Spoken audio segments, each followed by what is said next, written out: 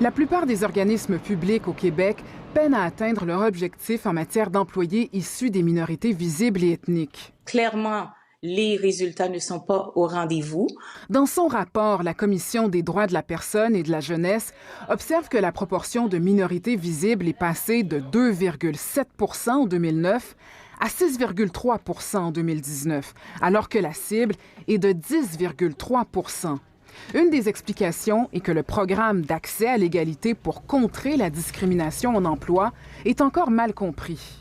Et il y a encore des idées, des préjugés, à savoir que telle personne a eu un poste, ce n'est pas sur la base de ses compétences, mais pour combler les besoins du programme. Parmi les sociétés publiques où il reste des efforts à faire, il y a entre autres la Société des alcools du Québec.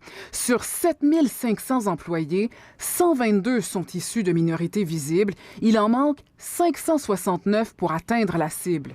Chez Hydro-Québec, sur plus de 19 000 employés, seulement 706 sont issus de minorités visibles.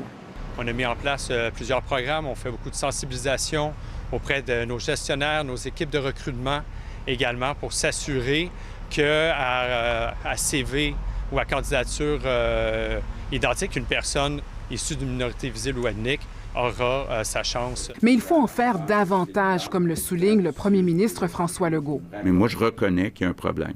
Il y a un problème autant dans les ministères que dans les sociétés d'État. Il y a une sous-représentation, entre autres, des minorités visibles. Il y a de bons élèves, notamment les sociétés de transport qui possèdent les représentations les plus élevées. Pour la Commission, il faudra aussi se pencher sur les postes de gestionnaires et de cadres, où le phénomène du plafond de verre est encore présent. Ici Mélissa François, Radio-Canada, Montréal.